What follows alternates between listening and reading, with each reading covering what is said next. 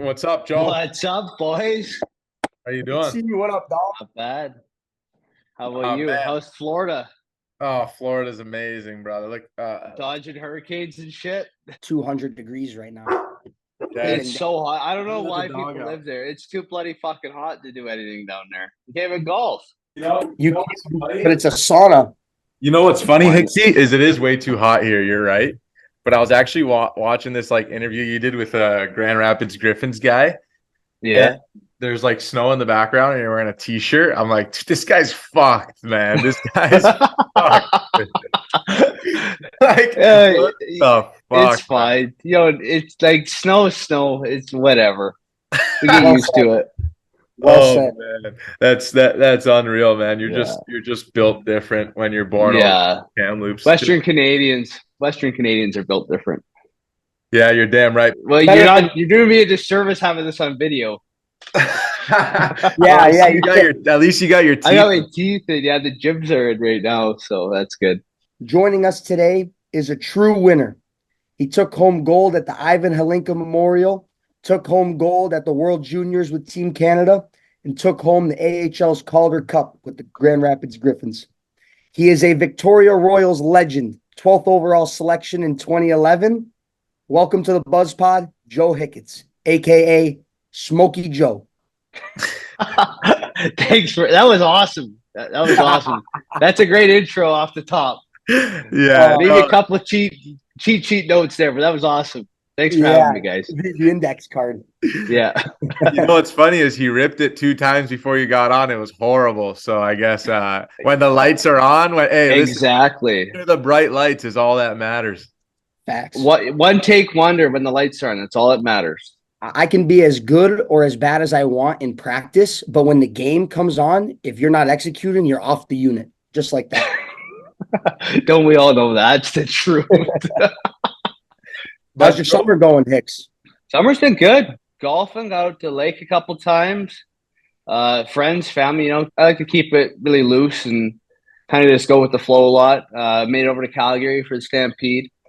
So was did a couple nights in Calgary for Stampede. Did a bit of a tour through Alberta, training, played in a charity game, and then been back home basically since mid July. Super cool. Whose charity game did you play in?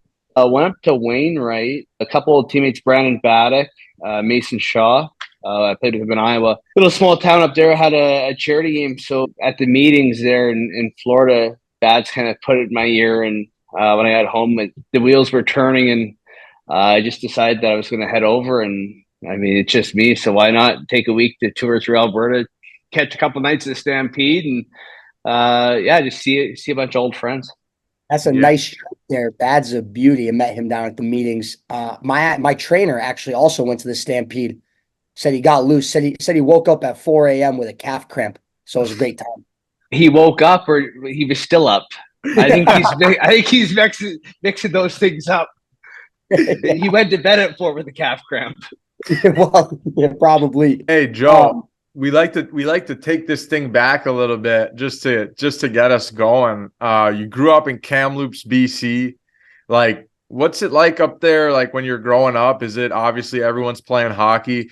I know you have a younger brother. I don't know if you have any older siblings. Like, how'd you get going there? Yeah, Kamloops. We're up in the mountains in the interior of British Columbia. So kind of we do get 4 seasons. You know what? It's a lot of hockey in the winter, but with that being said, when summer came, all me and my buddies, we played soccer when we were younger. It turned into lacrosse and then baseball, and really fortunate that my parents were able to put me in all these different sports, but also very fortunate that Kamloops with the climate, you get 4 seasons. So while we do have outdoor rinks in the winter, and it's minus 20 degrees Celsius. In the summers, on the other hand, it gets to 40 degrees and it's like 105 Fahrenheit. So we have big temperature changes, which in the last couple of years has been kind of not great because forest fires have really affected our area, and it's gotten smoky. Not this year, thank goodness, but yeah, I love coming back to BC. I mean, getting into hockey when you were younger, obviously a smaller guy, and you grew up in Kamloops, and that's WHL territory. And the Dub, I mean, especially back then, was a tough league. When you're coming up over there, is the WHL? When I was in the GTHL in Ontario, the OHL was like the NHL for those kids. Is that kind of similar to the way it is in BC for the Dub? I think maybe partly. I think you grow up, especially having a Western League team in your town, your city, your community. You kind of grow up idolizing them, and it does seem like they're NHL players at the time. With that being said, we're so influenced by the NHL feeds on TV and radio that you did understand that there was better hockey still past the Western League, but being able to have Western League players come to your schools or out to your minor hockey practices, that was something that when you look back on, you go, that was pretty cool that we were able to do that. And getting to play in the Western League and be able to kind of repay that favor was pretty special as well. When you were growing up as a young kid, was it your dad was the guy that was, showing you the ropes in hockey? Did you have like a certain coach that took the reins? I would say that my dad had a big influence on me. He played at a Canadian collegiate level, but then he also officiated when he kind of quit playing in his 20s. So he was a linesman in the Western League when I was growing up. So I think that kind of being able to go to all the games when that he was working pulled me even more to wanting to play in the Western League as opposed to going the college route. So yeah, I think, and then my dad also coached me for however many years. So I think he was definitely a big influence on me, as a hockey player. And is he the one that gave you that bite that you play with? Because I mean, dude, you got a lot of grit to your game. I was watching someone. So we have a guy that has been helping us out with the Buzz Pod, Caden, and he's been great. And he sent me shout out to Caden, and he sent me a question. He goes, yeah, ask him this: why did he fight Brett Gallant twice? and so I look up Joe Hicketts, Brett Gallant, and this guy gives you a nice cross check, and you just two-hand chop the back of the leg. So like, talk about where that comes from. When did you add that to your game? So I think my dad definitely instilled a little bit of that. Even now, like, he plays in. They have this cult. He's always telling me about, like, he takes on my old skates and stuff, but they have this cult here in Kamloops where him and all his buddies and whatever, they rent ice and basically play pickup hockey. But other like guys I golf with play with him, and they're always telling me how my dad's kind of a mean son of a bitch out there, even in his 50s, playing pickup hockey. So I think I do get a little bit of that from him. Maybe my coach back in junior, Dave Lowry, kind of told me that you can use your stick to protect yourself in certain ways in certain circumstances. But no, I remember that game. So that guy, I hit him, and no one fell. Yeah, it was a good hit. It was a good. I know, but like nothing really happened. He come up, I think he was like Swiss or some kind of European, and he came and cross checked me. And he broke his stick over me, which actually it didn't hurt that bad. It just looked bad. But my wires, that's kind of as much as my wires will cross like that. And I decided that if he broke his stick over me, I was breaking mine over him, which I think actually worked out better for me because I think it hurt more that my stick didn't break over him. All but right. He fell down, and then I looked over the corner of my eye, and Brett Gallant was coming at me, and we had played Cleveland like 12 times, that season. So I knew who he was, and I just tried to get my stick out. I was going to take his teeth out too. But he's someone that I want to have a beer with the Gallant brothers so bad because I heard they are beauties. Good maritime boys from Eastern Canada. Yeah, and what's funny is like there's been another fight, and I'm sure you got him good because there's no video of it. Well, I put it this way: I'm thankful it's on hockey fights or whatever because I don't remember anyone taking a swing, but Hicketts versus Gallant is on hockey fights, so I do have that to my name. Yeah, that's fucking awesome. And it's funny you brought up Dave Lowry because I texted Chaz Redekop, and he's an awesome dude. I played with him. I played with him my rookie year in South Carolina. I played with him again in Kalamazoo for a bit this past season, and he's the man. And he goes, dude, you got to ask him about our junior coach, Dave Lowry, absolute legend. I don't know. We found out his nickname was Jungle Dave somehow. So that's what the boys we have, and I think it goes back to his playoff runs in Florida, and I think his Twitter account might do that too. You might have to fact check that, maybe take this part out. But yeah, we called him Jungle. But no, he was one of the most honest, straightforward coaches probably that I've ever had. When it came time to work, it was time to work. Like we kind of did half bag skates and morning skate, like from what I remember. We're doing that and going like we played on it. Does he know this?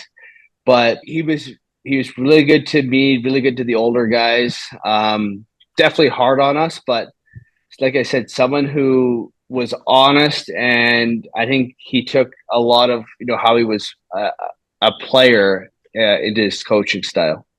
Yeah, and you jumped into the WHL. You're drafted 12th overall.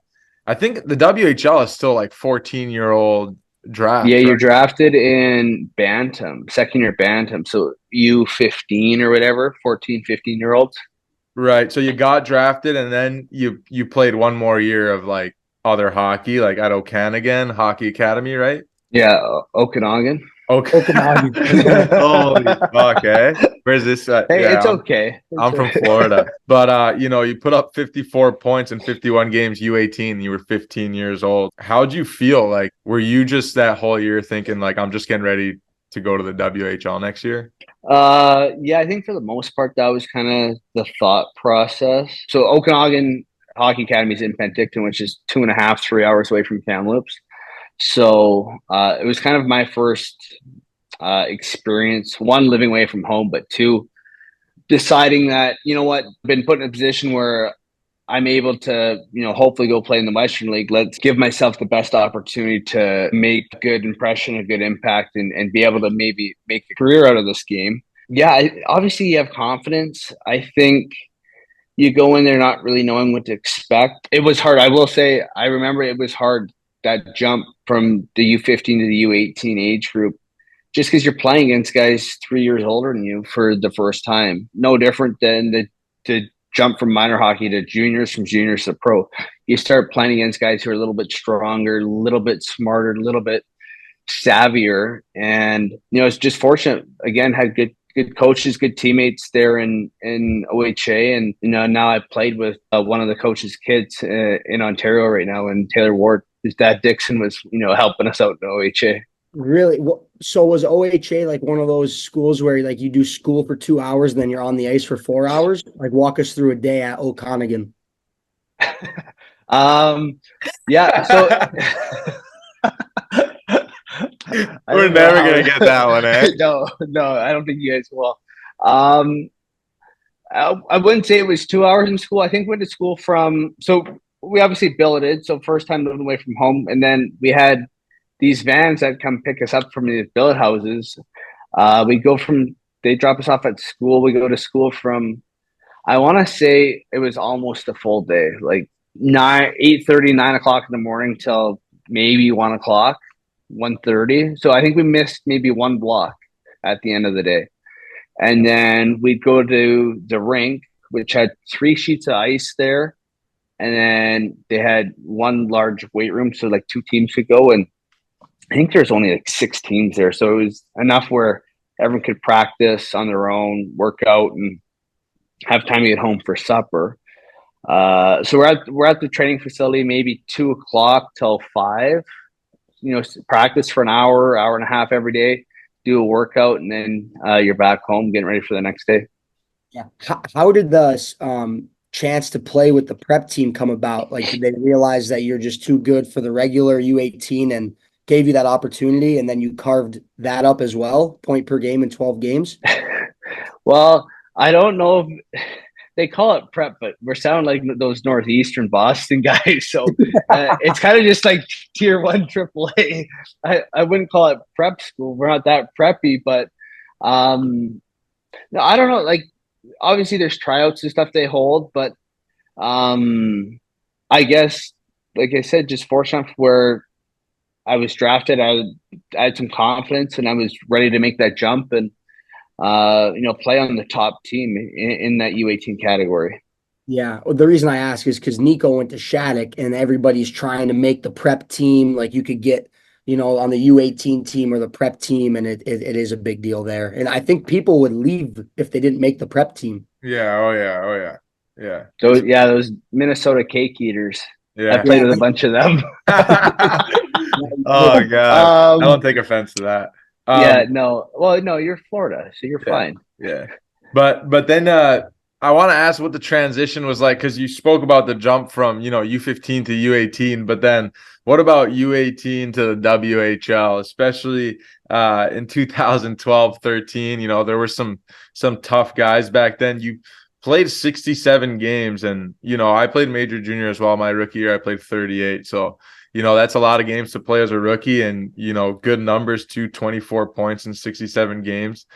Just talk about that transition to the WHL and probably even a little more savviness. Yeah, obviously, it's not like the old Western League where it was, a tough league. But if you go back and look at, the hockey DBs of those two, the team that my rookie year and the team my second year, we had some tough guys who had lots of fights, and we led the league in amount of teeth missing too. I wasn't missing my teeth at that point. Um, we we kind of had a team that we were close where if we were losing on the scoreboard, we were going to beat the hell out of you guys. And that was kind of the attitude our coach gave us, the kind of chip on our shoulder. And it made playing fun. Obviously, it was tough and it was a grind. And to be able to play 67 games obviously was incredible. But just everything about that first year, being a junior hockey player was unbelievable. Austin Carroll, 152 PIMs. Tim Traber, 138 PIMs. Keegan Kanzig, 159 PIMs. Yeah, like AC unit was crazy. Kanzig was my D partner. He's like 6'7", 250. He's jacked. He's like 0% body fat. Most shredded guy I've ever played with. He was massive, and he's my D partner. So it was great. I could do whatever I wanted. Yeah.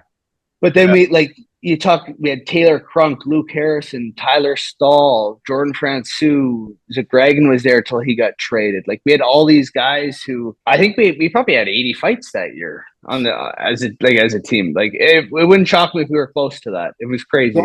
Joe Hicketts, 45 PIMs. Everybody on here is pretty heavy in the PIMs category too. Couple stick swings from Joe. Yeah, a couple of stick swings. Hey, and there's an odd number, which meant I had one fight at least.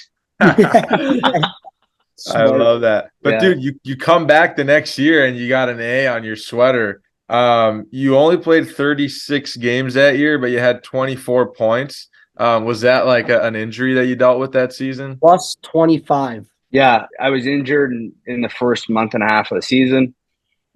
Came back, I want to say the first week of February, and then played the rest of the games. So maybe played the first 10 games, missed a good chunk of them, and played the last 25 or so. Yeah, and that's like a nice little season for your sophomore season in the WHL. Obviously, you deal with injuries, and we've talked about it on the pod. Sometimes, I don't know if it was for you, you can speak on it, but sometimes you get injured and first, obviously, you're like, fuck, this sucks. And then you kind of learn from it. Sometimes you grow even more from it, come back a little better. I don't know if that was the case for you, but I mean, your point per game average went way up. So just talk about, obviously you deal with an injury, but, you had a strong season either way. Yeah, definitely like very disappointed when you get injured, especially being my draft year. I didn't really know what was happening. I knew there was a little bit of interest to start, but you get told you're hurt, you're going for surgery, and you're missing 3 months plus.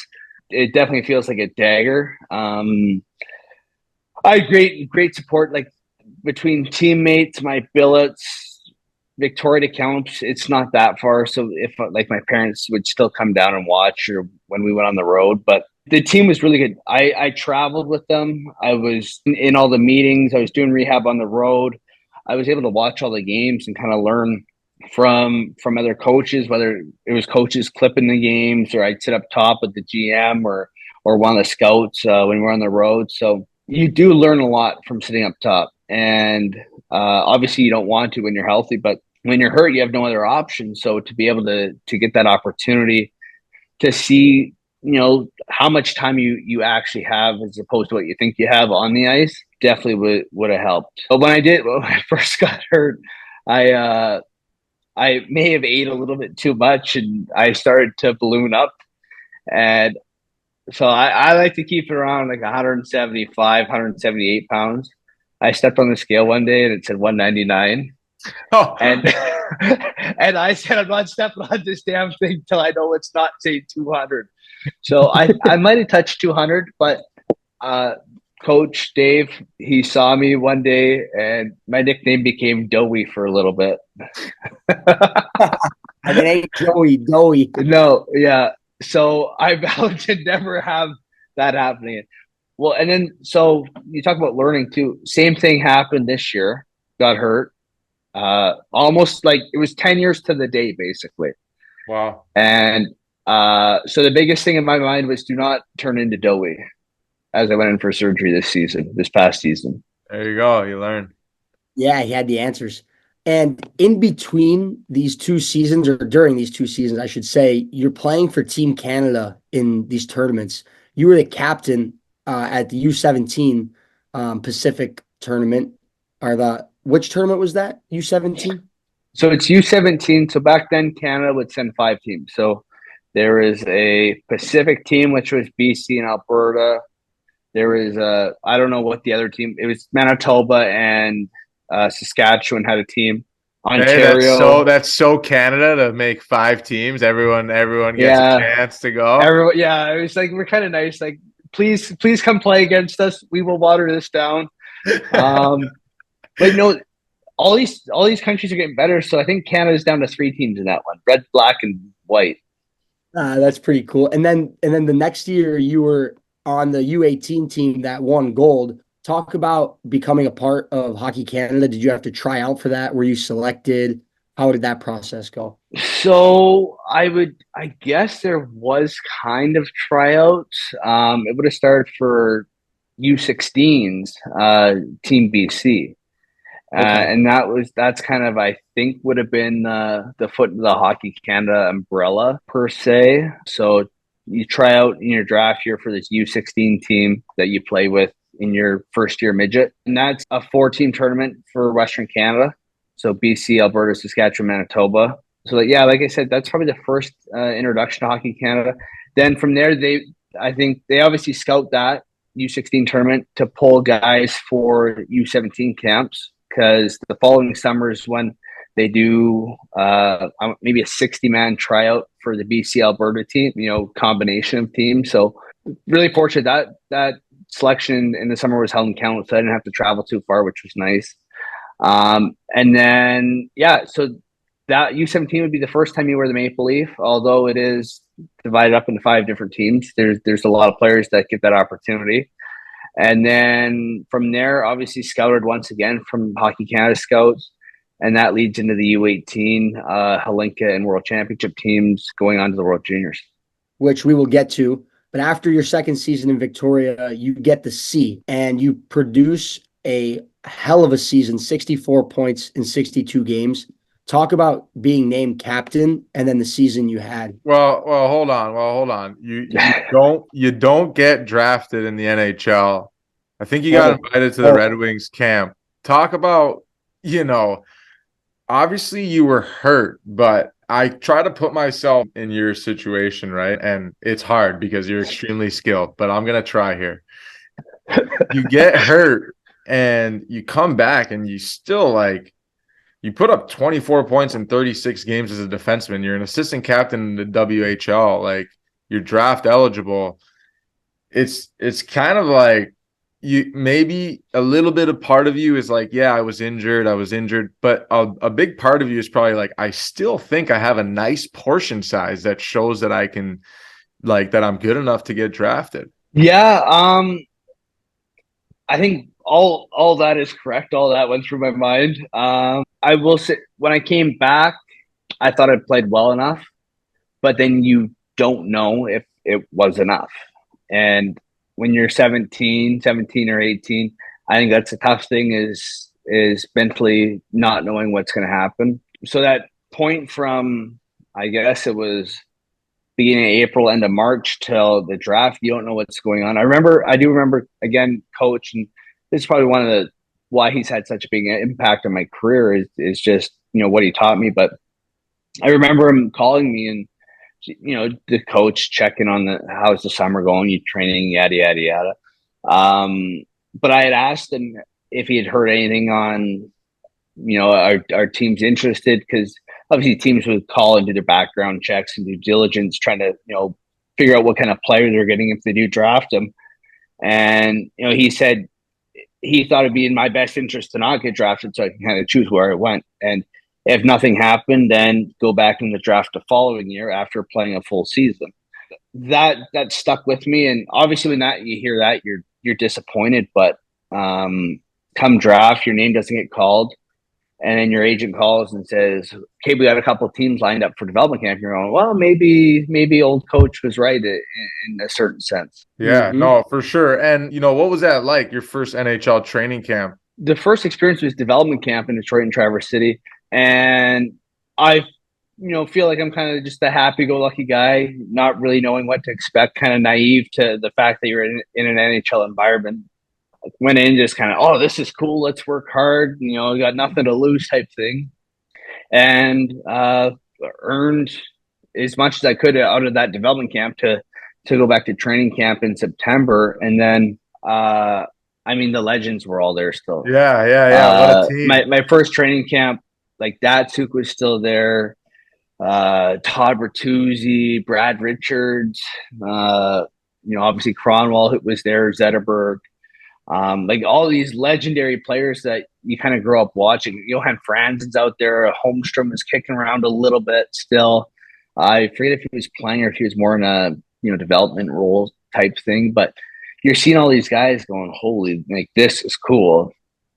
And again, had a good 3 or 4 day camp. There's the prospect tournament was there before, so I was able to play in a couple of the games in the prospect tournament, which led into Red Wings main camp for, like I said, the 4 or 5 days, and had a good showing, was able to earn a contract out of that. And that kind of kickstarted that season that you alluded to.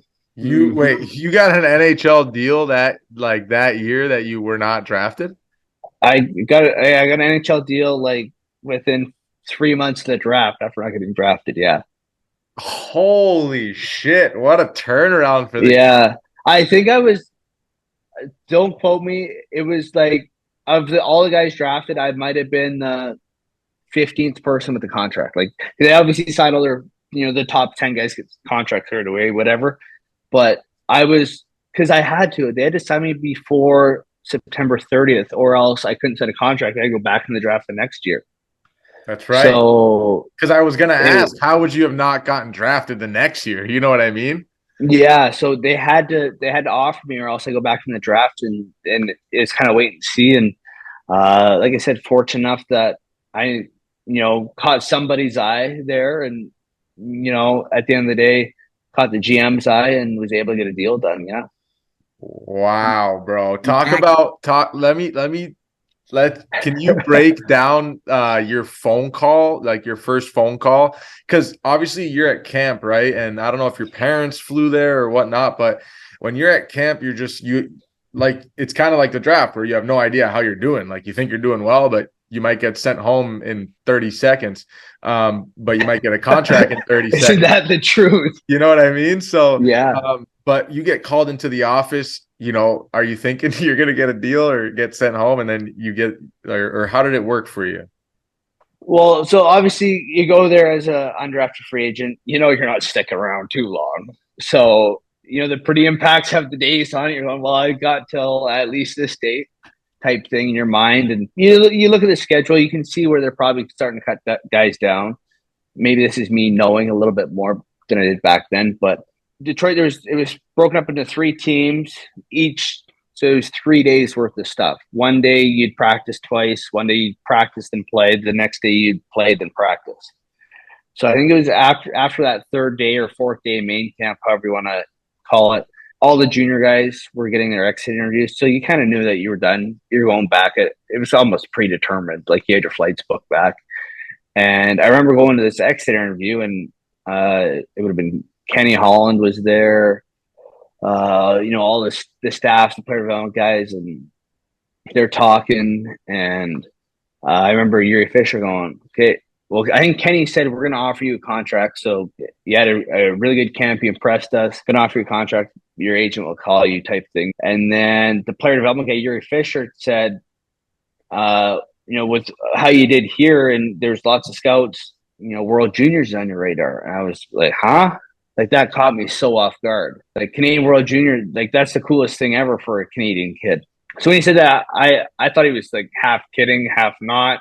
Didn't really know how to take it, but just kind of said, okay, yeah, like, have a good season. Now it's in the back of your mind. You want to have a good start because you want to make that team now. So fly out the next day or whatever, get to Seattle, and my phone rings, and agent's kind of calling about this contract, and that's kind of when it first hit me. Wow, man, that's unbelievable. So when you left there and you didn't sign anything, and they said they're going to give you a contract, you're still kind of like, I haven't signed shit, a little bit in the back of your head, but you're kind of like, hopefully this is true. Or I think I knew it was true. Like, they're not gonna screw around with you on that. They're not gonna say, "Oh yeah, we're signing, we're gonna offer you a contract," and then 6 minutes later go, look, we got this kid. He thinks he's someone. Hey, you know what's right? You know why I asked that, Joe? Because I'm too used to playing on the coast with these coast contracts. We gotta fix that. We're gonna have to fix that. But no, like, I knew it was coming. I didn't know how much it was going to be. Honestly, at the end of the day, I was probably going to sign whatever they threw at me to begin with, because I'm on an NHL contract now. But it was nice to get something worked out. Yeah. Yeah, that's awesome. And the following year here, you go and you're the captain. You tear it up. 64 points in 62 games. You're a legit apple tree, by the way, throughout your career. If I could just have one season with Joe Hicketts, I could put up 50 goals with this guy.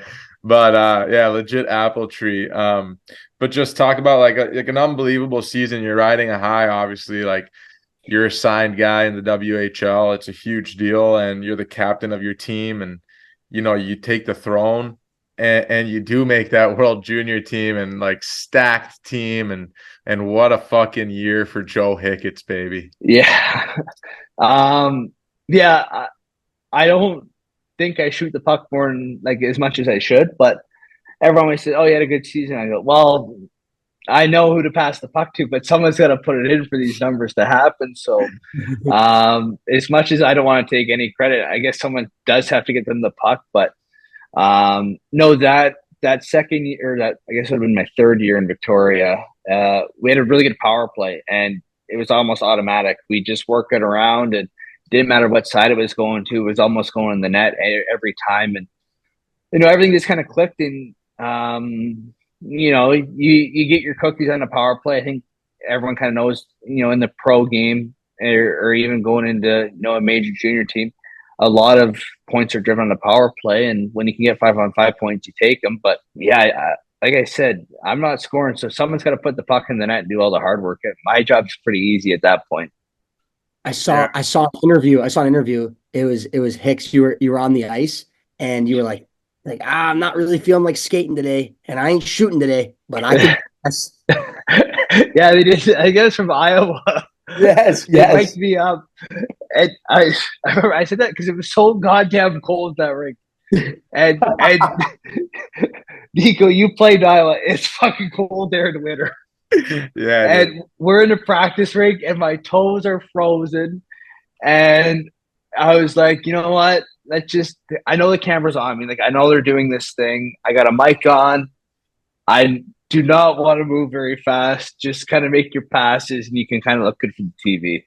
Yeah. Great comms too. Great comms. The people what they want. What was that World Junior? What were those World Junior experiences like? Well, let's talk about the first one.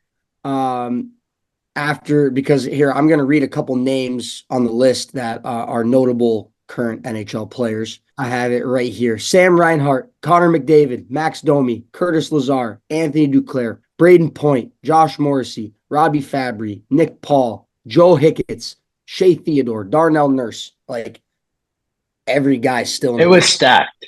Oh I my was God. I was a Hey, is nobody of that that good? team. Is that good? Hey, that's like when you play NHL and you turn the trades to like no, so you are like easy, and you could just trade Yeah. all the best players and you put them on one team. I don't think anyone was drafted later in the fourth round except me. And Braden Point was like that guy. And the guy's a stud. Like I grew up with Pointer. I played spring hockey, played against him forever. We were on the team, like best friends. Braden Point was our 13th forward at the start of it. So I'll get back to that. Anyways, so Montreal, Toronto, one of the coolest places we can play. We started the tournament in. Well, okay, let's go back before. So I get named to this selection camp. So December 8th or whatever it starts. Again, undrafted. They had a summer camp for all the guys who were there before. They went to the summer showcase, summer camp type thing. I wasn't there.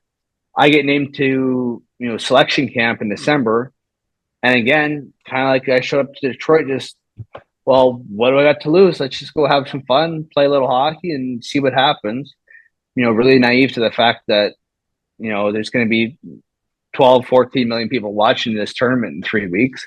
But yeah, played well enough again, obviously, to stick around and buy another day and buy another day. Then all of a sudden it's Christmas Day and there's no more cuts to be made. I'm on the team. So that was one of the coolest things. It was either Christmas Eve or Christmas Day. I remember the coach coming in and being like, this is it. Everyone who's here is here for the rest of the tournament type thing. And like I said, when you play for a World Junior team as a Canadian kid, that is a dream come true. Like I remember sitting around fires on Boxing Day, December 26th, watching World Juniors, waiting, whether it was in Europe and it started at 4 a.m. or it was on the West Coast and it started at 7 p.m. It was kind of like a family gathering. And like I said, so through the course of the tournament, I don't know if we were never losing. I don't know if we were tied more in 7 games, more than 15 minutes. Like we scored within the first 4 minutes of every game. It was crazy. And then we get the building going, the building rocking, we score another one. And it was off to the races. But I do remember it was the last. So we played the Americans on New Year's Eve.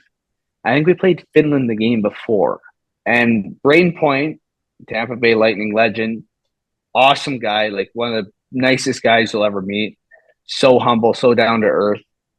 I think he played maybe one shift against Finland. Fast forward a day or two later, he doesn't play one shift against the Americans in the New Year's Eve game. This guy's played maybe 12 seconds of hockey in 2 games. Robbie Fabry gets hurt in the quarterfinal in Toronto. Now we'd moved to Toronto in the first period. Pointer goes from playing like 12 seconds in 2 games to second line center on the first power play, I think, or second power play. And he basically like became the MVP for the next 3 games.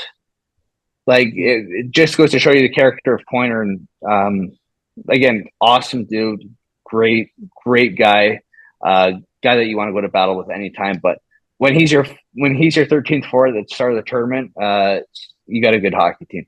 You're in position. Yeah, position A, some would call that. Yeah, that's Talk about the final few seconds in Canada winning gold when the clock's ticking down, and then that celebration. Yeah, so we played Russia in the finals, and Yeah. I mean we're in Toronto, so there is no Toronto. hiding from anything. Yes. Like there is media everywhere. There's like 200 people in the dressing room after the games, reporters everywhere, fans yelling at us from like the hotel streets. Like they're just yelling, "Go Canada!" This, that, the other. We love you. But the day leading up to it, obviously, you have lots of time to kill. And the last time Canada had played Russia in a gold medal game was in Buffalo, and Canada was up 5-1 and ended up blowing it, losing 6-5 to the Russians in Buffalo. And that was maybe 4 or 5 years prior to that. So we get to the game, we go up, bang, bang. we're up like 5-1 or 4-1 or something. Well, then I think it was 5-1 by the end of the second. Then the Russians start coming, and it's 5-2, and it's 5-3. Now it's 5-4, and I'm going, oh no, it's Buffalo all over again. We've kind of been brainwashed from watching all these highlights and stuff. But I think that was in the second, so I think we just squeezed out of the second period. Like if that would have went 2 more minutes, we were probably down 6-5. We come out for the third, and now it's like it's so close we could taste it, but the clock, it's so crazy. When you're up, the clock never moves, and when you're down, that clock, it just ticks away. Well, we were winning by 1, and in Toronto, like that building was so loud.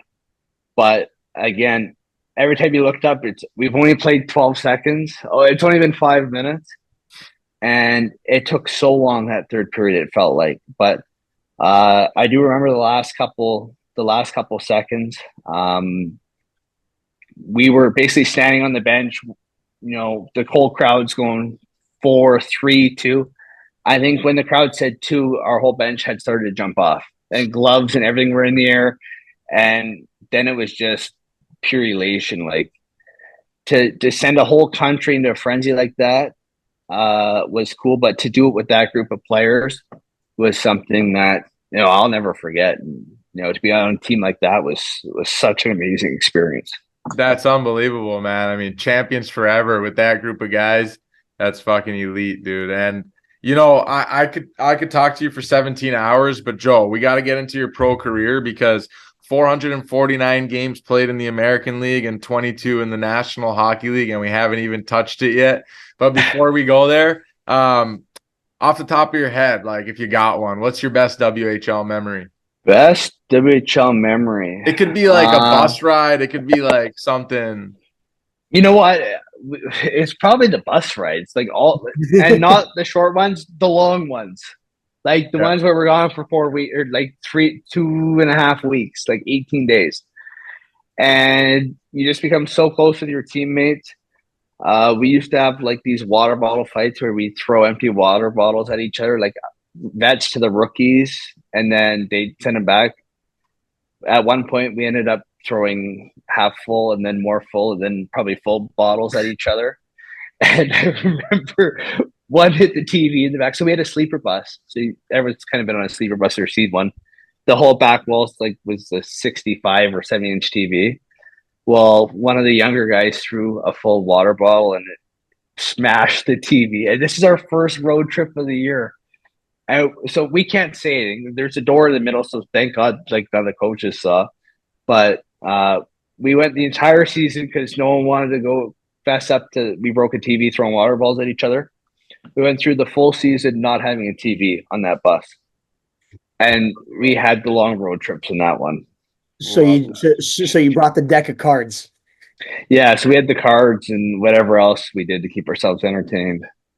Oh, yeah, so we're going. I love that, man, and like that's the best part of junior is those road trips. Like such stupid things. We had water bottle fights too. We had food fights, and then obviously I'm the rookie that's cleaning that up. But yeah. You know what? We were fortunate. We had a team that took really good care of us. I don't think we ever ate on the bus. It was always like restaurant sit down. It was. I was beautiful. So lucky to play in Victoria. Yeah, beautiful. So we're going to transition now. We're going to go into, your first year pro. And we talked about how you played every single game your first year in the dub. And you played 73 games your first year pro in Grand Rapids. 73 games, 7 goals, 27 assists, 34 points. Obviously you didn't have 5 guys that were nail guns, but you had Dylan McElrath, which might as well be 5 guys.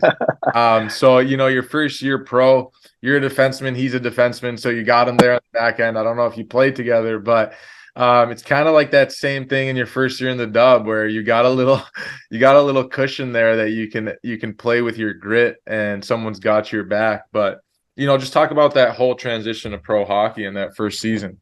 Yeah, obviously, and you guys would know it too. Complete different ballgame than junior.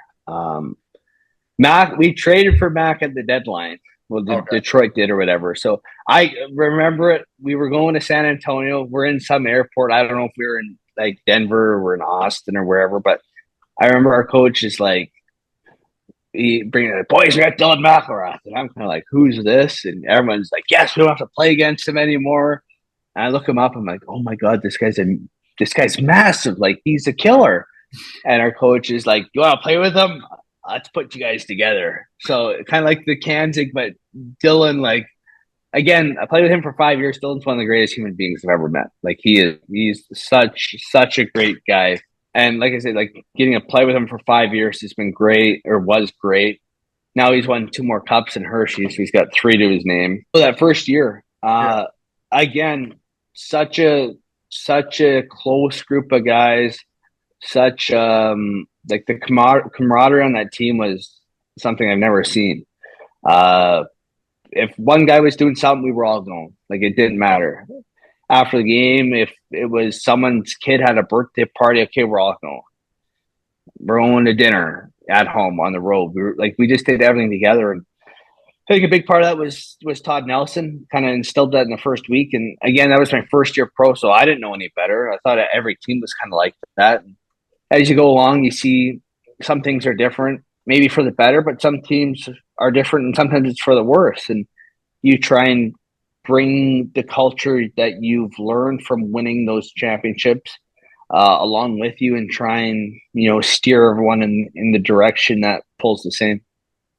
Yeah, no, 100%. And that's something that, as a rookie, you're probably so grateful for it now that you've been on other teams, because when you go in as a rookie, I assume, like, if you're on one of those teams that isn't like that, it's kind of, you're always going to be the quiet guy, or at least you should be to start, right? And then, but if guys don't bring you in, like, it's kind of hard to get in, right? Like, especially your first. Yeah.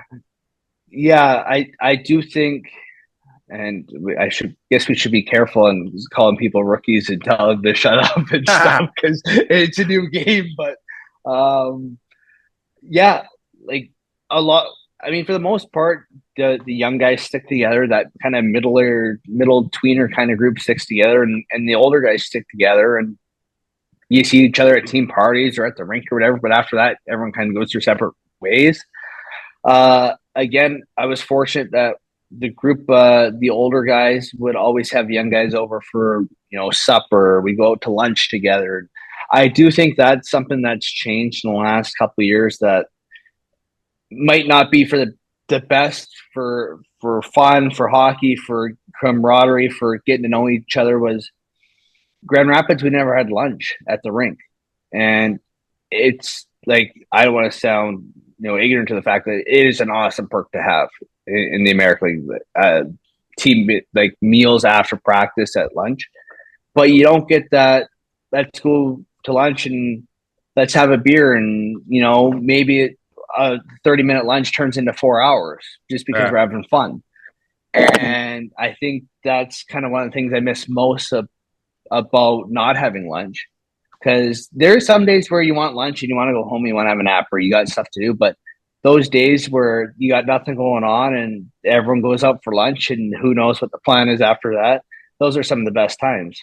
And those are the best teams, man. It's crazy because I was in Adirondack this year for a long time, and we had a really good team when I was there. And we went on like a 17-game heater while I was there, and it was so funny because every night someone was writing in the group chat like, well, we gotta eat dinner, right? Like, we gotta eat dinner. And then it's like, then someone else will write, well, we might as well have one. It's like, all right, we're going for dinner at 1. And it's like, we're such a good team, man. And it was because of that, it's like all the boys just knew that it was like, as soon as the game's over, like, we do have to eat dinner, right? Like, yeah. So we should probably go check it out and see what's going on. Yeah. Like, just go for one, see what happens. Yeah. Send one guy, get a pre-scout. Yeah. No, those are definitely the best teams. And then I don't mean to gloss over that year, but I do want to get into this next one where I wanted to know, like, do you make the team at a camp, or do you get called up for your first NHL game there? Because you played 5 games, 3 apples, not surprised. legit apple tree. But yeah, and you had 67 games in the American League and 12 points. So just talk about like, your first couple games in the show on that team too. Yeah, so I started the year in the American League. My first game, January 22nd, I want to say, in Jersey. Sent back down after. So I played one and then sent back down. Played a little bit more. And that second year pro is tough.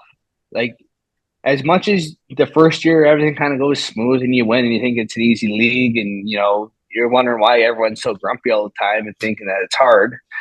The second year, as much as you learn the first year, the league learns twice as much about you.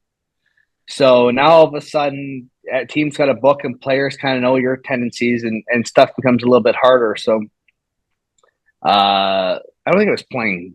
I don't want to say it was bad, but it wasn't great my second year. But then coach calls me after a game. Oh, you're going up. I'm like, oh, this is awesome.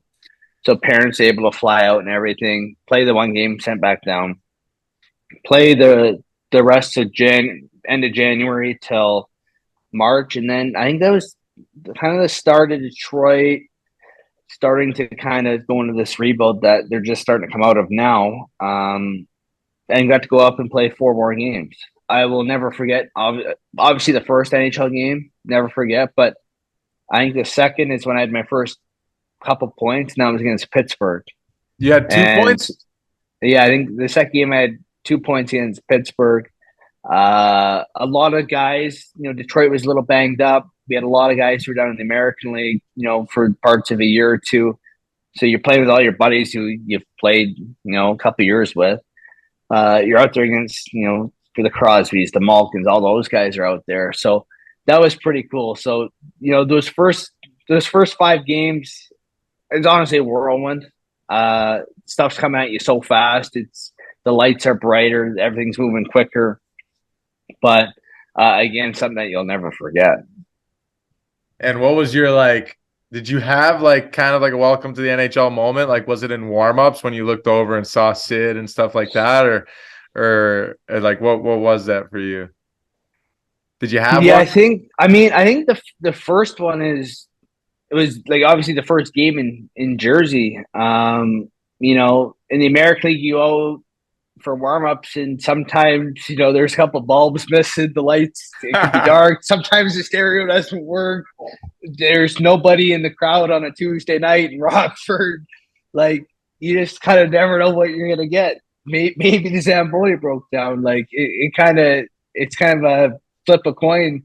I'm being kind of tongue-in-cheek there. It's fine, but you go for the NHL and it's dark, and then you hit the ice and the lights come on, and it's like the brightest thing you ever seen. It's like you're on a movie set, and you're like, "Holy, this is cool!" And there's rows of people on the glass in warm-ups, and obviously, Detroit being an Original Six franchise, their fans travel well. So, half the building's Red Wings fans, and just being able to see that you're kind of like, holy. And I remember that's kind of when the butterflies started. You're going like, I'm actually getting to do this. One of the coolest things ever. Yeah, no, that's unbelievable, man. Your third year, I mean, what was did you end up just re-signing with the Detroit Red Wings? Obviously, you're probably a restricted free agent. So I played 3 years pro before my first contract, So when I signed, because the entry level slide rules, that 3-year contract turns into 5. Mm-hmm. So 2 years a junior and then 3 years a pro. So the last year would have been last year. So yeah, the last year of your deal was this third year where you played 11 games in the NHL. Yes. And you played 64 in Grand Rapids. You put up 27 points in Grand Rapids. And so then that following year, they offered you to re-sign as a restricted free agent? Yeah. So then, I got to re-sign as a restricted free agent. And then halfway through that first year, that next deal is when COVID happened and kind of shit hit the fan. And no one knew what the heck was going on. Okay, so 1920, you had 6 games, you had 2 apples. then the following year, 2021, that's the COVID year where you were in Grand Rapids the whole year. Yeah, that's the year. That's the year where we played like 20 games or 30 games, whatever it Yeah, was. 32 games, 1 goal, 17 assists. Yeah. Your ratios are nuts, bro. Like legit apple tree. I can pass. Yeah, he can pass. Yeah. But talk about the transition then. So like once after that year where COVID year and you're up for a deal, you go you sign with Minnesota, and what was that transition like? I mean, your first time changing organizations. A guy like you, when you're in the WHL, you played for the same organization your whole career.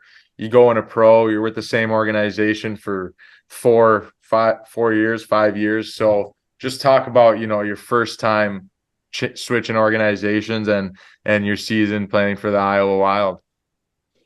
Yeah, it was crazy because obviously, so Kenny had left, Steve had come in, had the exit interviews, and I didn't know what was going to happen with Detroit at the end.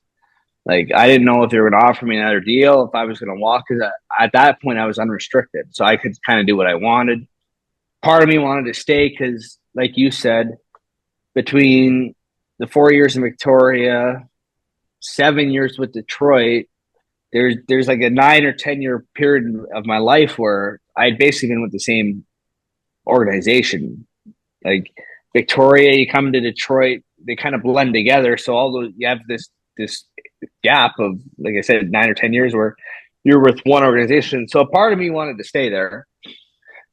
And I don't know, how things went between them, my agent, me. I don't know. Just I got a phone call one day Like, saying he does not shoot the puck enough. He doesn't. Shoot enough. He just doesn't want it. We can't have this. We're telling guys to shoot more. He just doesn't want to do it. Agent called free agency day or whatever, Minnesota, and I thought it was a good opportunity, so I took it. And again, did not know what that transition was going to be like at all. A part of me wished, going in there that I had been traded at some point or signed just to kind of be familiar with what happens. But I remember going to Minnesota, and it's funny. You're kind of nervous. You get lost. You don't know where you're going. You got 27 trainers in there for training camp, and you're trying to remember everyone's name, and you can't. It takes you a week to do it, but the one thing I learned was no matter what team you go to, there's going to be a guy on every team that reminds you of a guy on the past team. It's like clockwork. It's like you are you, and that is that, and you can fill out an entire roster. Just this guy's like that, and that guy's like that. So again, easy transition. And there was a lot of Western Canadians on Minnesota at the time. Yeah, that's awesome because and you did really well there. I mean, you put up 31 points in 61 games, 12 goals, 19 assists. 12 goals, I know. Holy fuck, what a year, baby. This guy's ripping the pill in Iowa. And it's funny because you didn't play with him, but I messaged Brandon Duhaime because he was on the Wild that year, but I messaged him because I wasn't sure because he was like in full-time American leaguer for a bit in that organization. Yeah. But he said he never got to play with you, but he goes, he's a sick player. So like even guys that were in the NHL, like in that organization, like were like, this guy's fucking legit. So I think 12 goals that year is because he had BuzzPod guest Moose McLean standing at the net front screening. His beard was taking away the goalie's eyes. No, Mitchie McLean was in Milwaukee that year. Oh. Yeah. No, so how I scored 12 was I closed my eyes when I shot. Everyone's like, you got to keep your eyes open. Your head up. I closed my eyes, bury my head, just shoot it. And, I think 6 of them probably went off somebody on the other team and in. Yeah. Take it. Oh, hey, they count. They don't ask how, eh? Exactly. But it looks like you really liked Iowa, and I'm going back to Iowa and the coast this year. We'll see what happens. That's a good city too. Like we go there for the preseason.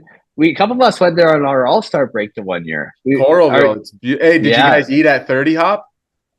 I have no idea where we ate. We went to a basketball game. Yeah, we went to a basketball game the one day, and the next day, I don't know. We were kind of all over the place. No, it is an awesome city. It's sneaky. It's unbelievable. And like the coach team is only 3 years old. It's all new there, but it's a great town. We love it. And yeah, I'm looking forward to going back. But you actually, you seem to have liked it too because you ended up going back there. And this year, you didn't score as much, but 42 apples, 6 goals, 48 assists. I mean, sorry, 48 points in 72 games. And you're a defenseman, bro. I don't even have 48 career points, and I'm a forward. But I got you beat on Tim, so. But just talk about like your second year in Iowa. You're an assistant captain now in the American Hockey League. Obviously, you've earned that. You've been in the league for a little bit now, so you know the ropes.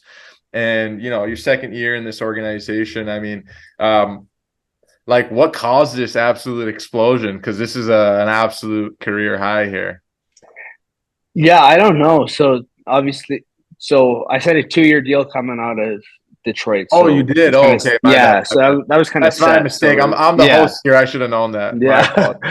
No, I thought you might have known, but it was just yeah, it was a 2 year. So I knew I was going back to begin with. I don't know where this 48-point season came out of. Yes, I want to top that and keep getting better and better, but I think things just fell into place for me.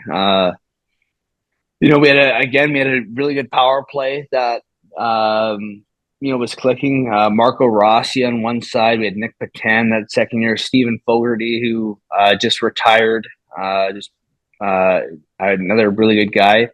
And then guys would fluctuate in and out of the bumper spot, whether it was like an Adam Beckman or Samuel Walker, or we had a couple other guys in there, and it was just again the camaraderie there. Everything just kind of clicked with us, and like I said, you got to get lucky, and when you get 42 assists, someone's got to put the puck in the net. So no, it's not all me, but then I also tell people if it was easy, everyone would do it. So Yeah, you're damn right. yeah. I was actually telling Z, I'm looking at your stats. I'm like, maybe I'd do better at D. Can you skate backwards? A little bit, but I could work on it. You can always work you on can it. work on that. Yeah. But no, I'm just fucking with you. But the next year now, your contract's over and you pack your bags, you head to Hermosa Beach. I hope you saved some of that NHL money because you're gonna be paying rent in Hermosa Beach. But talk about that transition. I mean, that place is absolutely beautiful. I actually I've been there one time, and where you guys are living, it's right on the beach. You got those mansions to look at every day. A tough trek to the games, but great spot nonetheless. No. You know what? It is beautiful there. Living on the beach and playing in Ontario, I honestly I didn't mind it. Like the team treated us so good. We'd morning skate in El Segundo, and car out. Like we drive ourselves out to the game, but they had pregame meal, hotels, day rooms waiting for us. Like some guys would kind of grumble about it. I go, and it's all guys who like played their entire career there. Basically, they're kind of sick of it. So, guys, you could be in Iowa and there's 6 feet of snow right now, and you're coming out of morning skate, and now you got to figure out what you're gonna eat for pregame. Like we're on the beach in the morning, go for a walk, have a coffee on the beach, do your 20-minute morning skate, go to a game, pregame, done. Hotel, made bed, done. Like you had nothing to worry about. Like it's honestly, I love the setup we got there. Does the drive get at the end of the game, get old? Yes, but you live on the beach. But I do remember I had a roommate in Iowa. We each paid like $900, so like $1,800. I signed, and I had heard like rental was a little bit crazier down there. I remember looking, and I think I spilled water and coffee over the prices. I was looking at one bedroom; it was like $6,000. I was going, Yeah. how did I go from $900 a month to $6,000? Yeah. So then I was starting to see like, do I know anyone? And I didn't know a single person, like not played against. I know. Well, I thought about pulling down like an RV or like buying a motorhome or something, just parking on the beach. I still might do that one of these years. I think I could do that. Just buy a little motorhome, set up camp. It's not a bad play if you're going to be spending time in Hermosa Beach, bro. That's Yeah, I remember when one of my buddies was playing there, he was telling me his one bedroom, it was tough, man. But talk about this season. I mean, 20 points in 30 games, 1 goal, 19 assists, back to Joe Hicketts, baby. But can you I mean, you were on pace for that, like 48 points in 72, just around there. Can you talk about this season? And obviously you mentioned you got surgery, so it was cut short, but or I don't know if it was cut short, but talk about this season. Yeah. Again, come in, have a good camp. Like I always think, if you can come in not behind the eight ball, have a good camp. It sets up your season for success. Thought I did that. Played 5 games, got hurt my 5th game of the season. So you do all this work in the summer, and you're like, ah, shit, I'm done again for 3.5, 4 months. So that was tough. But again, I'd learned, from juniors and stuff, kind of how to go about it. And I did remember telling like guys, like we had a really close team. Guys, oh, I feel bad, and I remember telling everyone like, don't feel bad for me. If you feel bad, go win some hockey games. So when I come back, I'm playing meaningful games. We're not, basement just playing to earn a paycheck. Like I want to win. I want to try and win a Calder Cup period or go on some kind of a run. So sit out was around, obviously around a lot. And I think being in the West was the travel's not as bad as the Central. So I was around the team more than if I would have had gotten hurt. I mean, thank God I didn't. But if I'd gotten hurt in like Grand Rapids or Iowa, where the travel is, it's harder because you're leaving for days and maybe 10 days at a time in some situations where our team, you're gone for 2-3 days, maybe 4 at the most. I mean, there's maybe the Calgary or Abbotsford trip that's 8 days, but I was around the team a lot, and that really helped me get through it. But then came back and kind of had a picked up right where I came off, and obviously credit to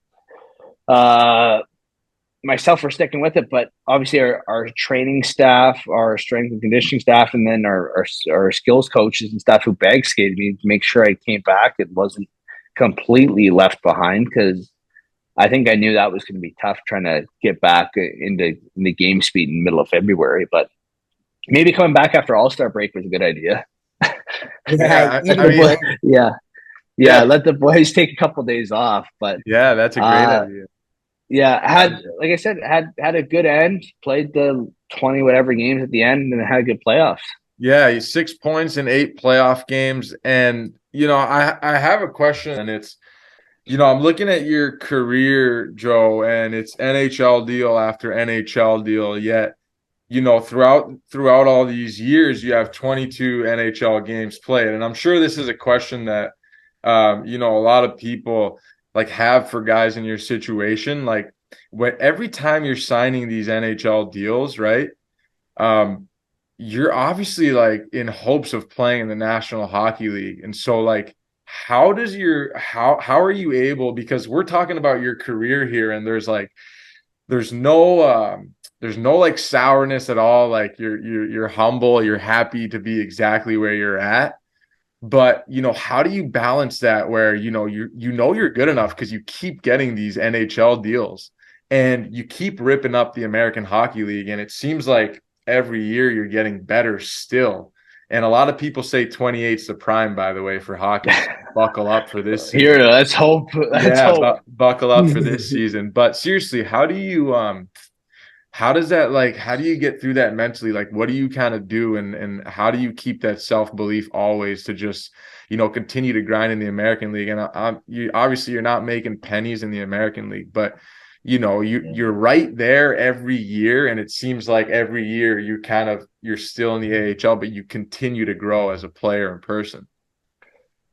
Yeah, I think when you sign that NHL contract, the goal is to play games. Now, I'm old enough and at a point in my career where like I can be real. Like, yeah, team A, like whether it's Minnesota, Detroit, LA, yeah, they got 8 one-ways. I'm probably not starting here. Like I'm at peace with that. But like I said, going back to starting training camp and not getting behind the eight ball, my goal going into camp is to be the first call up if something happens. Now, something might happen in training camp and you might start in the year, and that happened in Detroit. But at that time, like, you don't know what's going to happen. So put yourself in a position of success where if they need someone on day 2 or day 20 or day 50, you're the first guy they call. So I think that's the first part.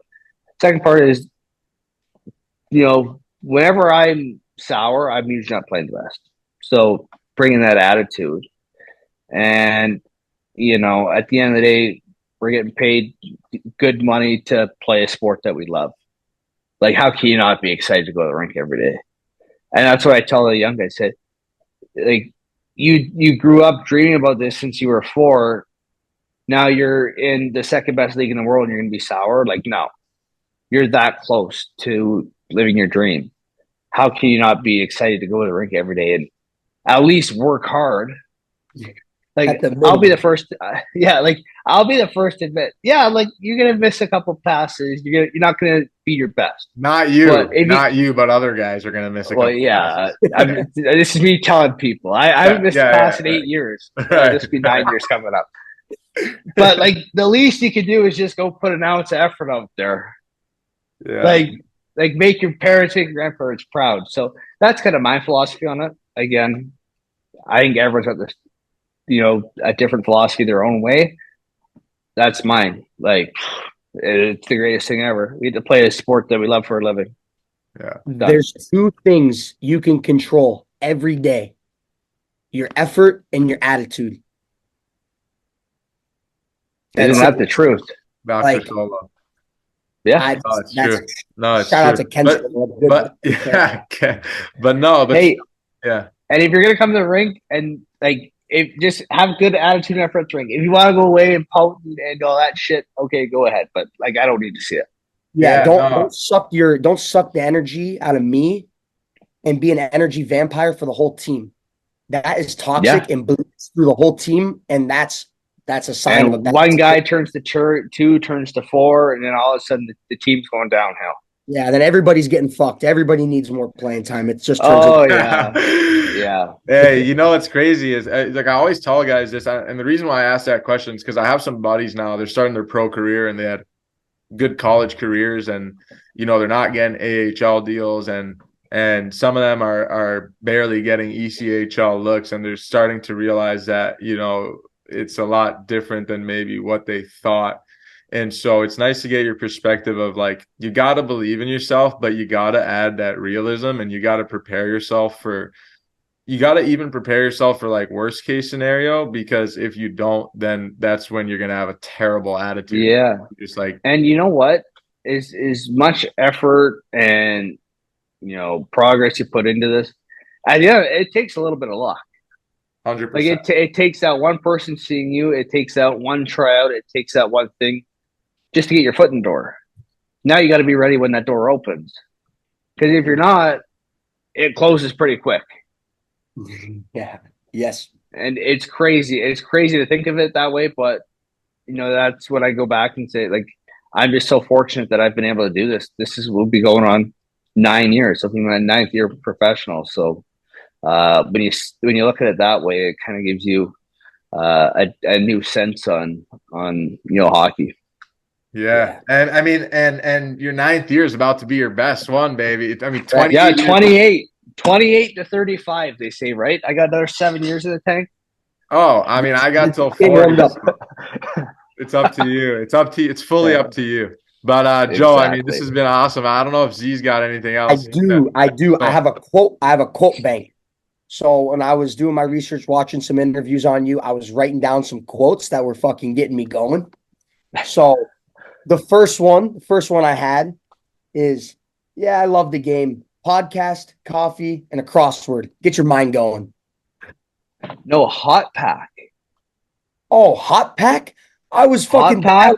I'm like, yes, he said podcast. This guy fucking looked podcast. No, it's how I get ready before practice. Hot pack, a coffee, and then I do, like, Well, I used to do the USA Today crossword, so we're Well, gonna have to who? plug Wait, this wait, wait, hard. wait. Who put you on crossword? Because I know that So was an older guy in the league, probably. Matt Ford, he was my first roommate in pro. He kind of took me under his wing when I got to Grand Rapids. So we get, and this is back in like every hotel had newspapers. Now they don't even have newspapers. Yeah. But I used to print out the USA Today every morning, or I have a trainer do it, and it'd be sitting on a clipboard waiting for me. So I'd go in, grab a coffee, grab a heat pack, throw it on, sit on the trainer's table because I like getting to the rink early. Yeah. And it's just a way to kill time. And then, one crossword turns and now a couple guys are doing it. So it's kind of just like the first thing in the morning you do, a couple guys sit around, do a crossword. Now Yeah. USA Today's charging, so I'm trying to find free crosswords. So if anyone has, or I might just have to buck up and pay the $2 a month or whatever to subscribe to print them off. Hard when you pay $6,000 in Moussa Beach. I know, it's crazy. Joe, last one actually. What do you play when you play cards? Are you playing Schnarps? Are you playing Euchre? You play whatever? I like playing euchre. On the bus we'll play, sevens, 7 up, 7 down, 7 up, 7 up, 7 down, however you want to say it. Schnarps, I don't mind in a small. I hate playing it on the bus because it never ends. Like, you guys can just let's punt this guy, let's get him, and it never ends. I like a euchre. It's got a definitive end. Sevens has the definitive end, but those are kind of sevens mostly, but euchre we're a little light on numbers. No, I'm the opposite of you. I'm all Schnarps. You know what's funny is the first time someone came on the bus, because I'm like Schnarps only. Like 2 years ago, someone's like, "No, we're playing 7 Up." I'm like, "What, dude? We're not little kids. We're not playing 7 Up."